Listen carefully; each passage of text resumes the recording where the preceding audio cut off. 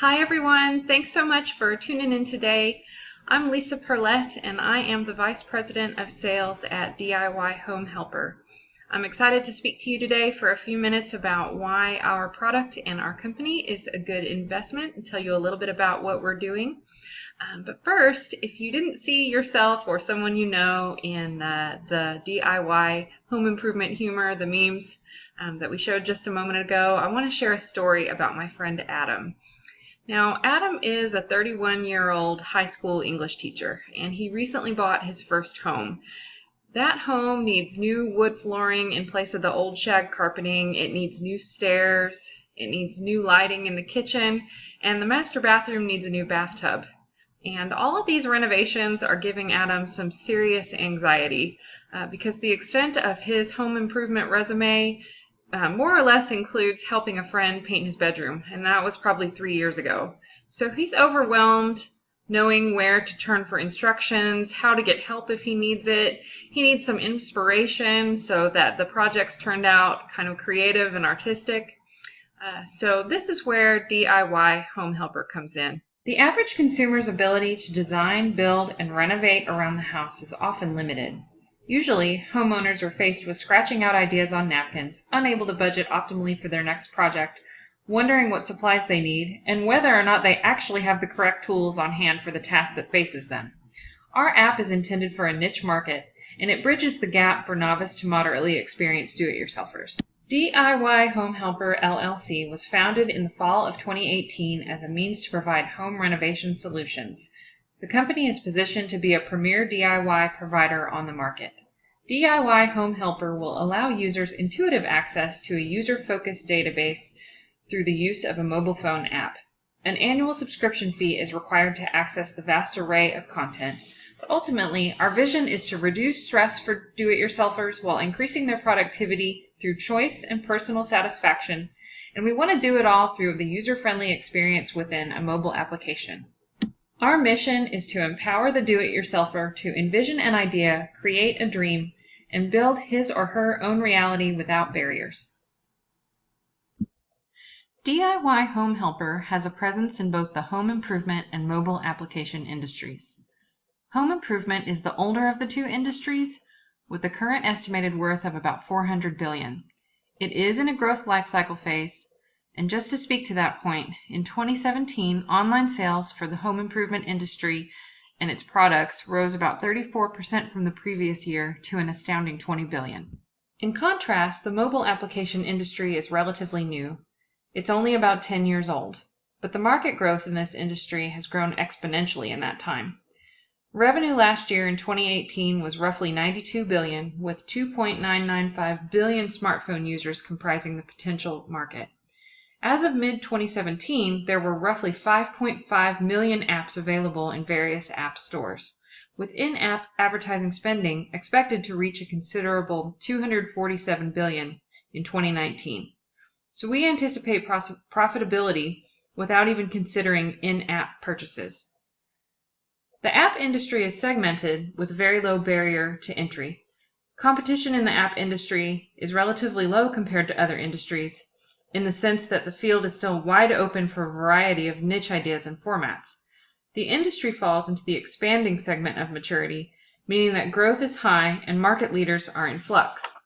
However, unlike other industries where expanding maturity generally results in a shakeout of industry competition, the app industry seems to be unique. Certain companies dominate social media apps like Facebook and Instagram, but in other niches of the industry, such as the one in which DIY Home Helper will operate, appear to be wide open. In fact, there are currently over 1.5 million app publishers in existence, demonstrating that no company remotely controls the market share of that app development. Low barriers to entry and the associated market saturation result in emphasized importance that DIY Home Helper creates value for users. However, low barriers to entry also mean that DIY Home Helper should not meet any direct competition from the majority of other industry players upon entering the market. Actual potential rivals who have created home improvement applications will not have the market share or consolidated power to make a truly strategic move upon learning that DIY Home Helper's entrance. In fact, the industry leaders include Google, Amazon, Intellectsoft, Y Media Labs, Appster, and Gameloft, none of which have made home improvement applications.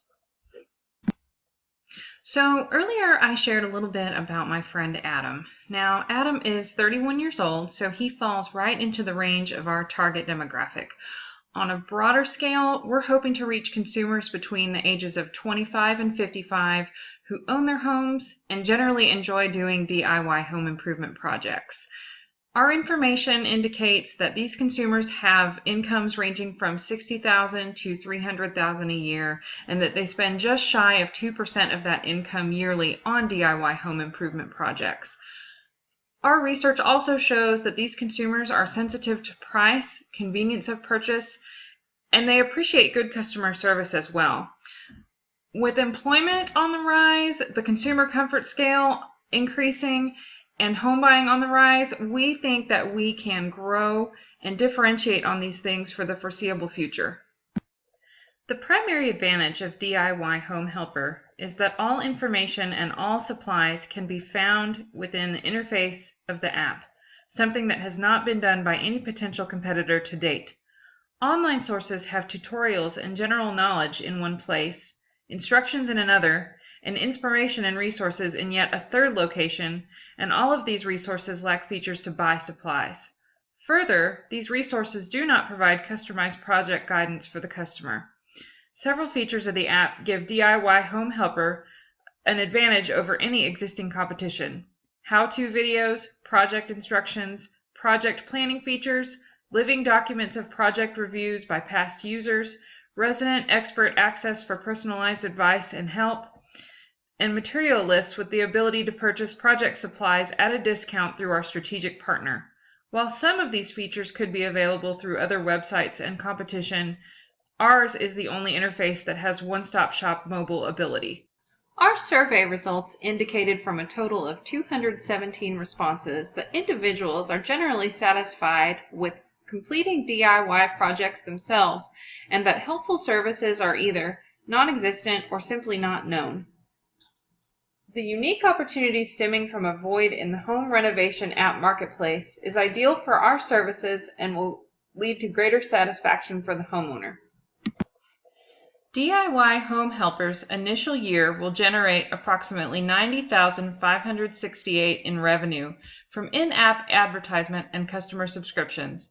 By charging an annual subscription fee of $20 per app, it will net the company sales revenue of $531,431 in year 2, $3,118,301 in year 3, and by the end of 2024, the company's sales will hit $107,364,580. Forecasted revenue from sales, the break-even monthly estimates will put the company at $157,874. As the company remains vigilant and continues to gain traction through its consumer base, by the end of 2024, the company will be making $1,780,742 annually. Please feel free to read more information about our financials, including funds sought and utilization, in our written business plan.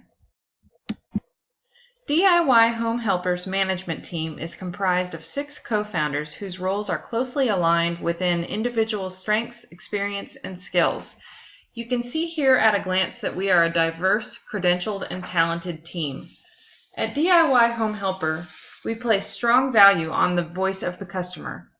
Therefore, we will employ a horizontal management structure that enables those closest to the customer to make efficient and thorough decisions. In this context, each member of the executive team will still hold ultimate responsibility for the success of their respective functional area. Within this framework, we will foster a culture of empowerment and teamwork where employees are motivated and understand how their individual contribution impacts our company mission. We will maintain clear policies, communicate regularly, and make employee recognition a priority. DIY Home Helper plans to expand its brand and market share within the next 5 years. Out of the 50.2 million users in the 40.7 billion DIY industry, DIY Home Helper plans to capture a market share of at least 50% in terms of users and subscriptions within the first 5 years. This will rival other sites such as Houzz and HomeTalk. The company also plans to bring in 10 million annually in revenue streams, that is, through subscriptions and advertisements. This is comparable to Forbes' projection of HomeTalk's revenue stream of 15 to 20 million in 2017. To reach our long-term goal of becoming the primary source of DIY content, the company will invest in its employees and resident experts to generate a well-designed application full of accurate and complete home improvement information. In the short term, existing information in possession of DIY Home Helper will be made available to early subscribers with the ability for these customers to request specific project instructions and videos. As content grows, so will the customer base that has invested in the app. Our investment in our employees and experts will provide top-of-the-market expertise in our videos, instructions, and living documents of project reviews. This knowledge base will be the foundation on which our company will grow. A major priority will be to increase the number of subscriptions. The company will go live very early, as soon as the app design is complete and tested by the team. We would like to initially gain 2 million users in the first year, with numbers doubling every year after that. Within 3 years, the plan is to have 8 million members, while the 5-year plan is to gain 32 million users. This number represents roughly 50% of the current users between competitors such as HomeTalk and Houzz. After 5 years, DIY Home Helper will assess future avenues for growth. For example, DIY Home Helper may consider adding more information centers and create a larger database and space to perform and upload DIY projects with our resident experts. An additional strategy will be to invest in the marketing campaign. Exposure, of course, will be important, but the relationships with businesses like Lowe's and Home Depot are equally important. Pinterest will also look to be a partner to help direct online traffic to the app. DIY Home Helper will continue to develop its partnerships by negotiating advertisement exposure with discounts on tools and equipment. These business relationships, along with the users and online resources, are a strong base to grow into this marketplace. We will, of course, face competition with established companies. This presents a risk in the sense that competition will impact revenue streams to the point where margins could shrink significantly. This will make investing difficult and could prohibit growth of our online resources. To overcome this, we must focus on the resources and differentiate it from other sites. The company must move swiftly to design a user-friendly interface to rapidly grow its living documents and how-to videos. Once established, the company could become target for acquisition or merger. One possible exit strategy is a merger with one of the main competitors like Houzz or HomeTalk. However, our intended plan involves being purchased by a major hardware chain, most likely a strategic partner. Companies like Lowe's or Home Depot would likely buy the company out and capitalize the exposure to increase sales of their equipment and materials. The technology and intellectual capital developed through the app and the rights to the training videos will provide strong negotiating leverage for such an acquisition and will lead to a successful exit for both management and the capital investor. We are seeking $367,735 in equity financing. This investment will predominantly be used to cover startup expenses and initial working capital. Within the first year, while the business is established and the product is being developed, DIY Home Helper will need financing to cover startup costs such as office supplies, employee computers, employee mobile phones, audio-visual equipment, and other one-time expenses. These startup costs will total approximately $117,235. Salaries and wages, employee benefits, rent, insurance, utilities, and marketing and advertising will be included in the required working capital and will total the remaining $250,500. Based on the company's initial worth, the initial investment would include 10% of the shares in the privately held company and would entitle the investor to receive 20% of net profits, in which net profits are positive through the first 5 years, or $3 million after the first 5 years, whichever is greater. Although the first 2 years are projected to return negative net profits, a 20% return on net profits in years 3 through 5 are anticipated to provide the investor with a sum of $21,197,249. So, the initial investment will achieve a minimum return of 200%, but more likely will return on the order of 1,800%. Thank you again so much for your time and attention today listening to the presentation. If you have any questions at all, please don't hesitate to reach out to me at the email address that's listed on this page, or you can check out our website at www.diyhomehelper.com. I look forward to hearing from you.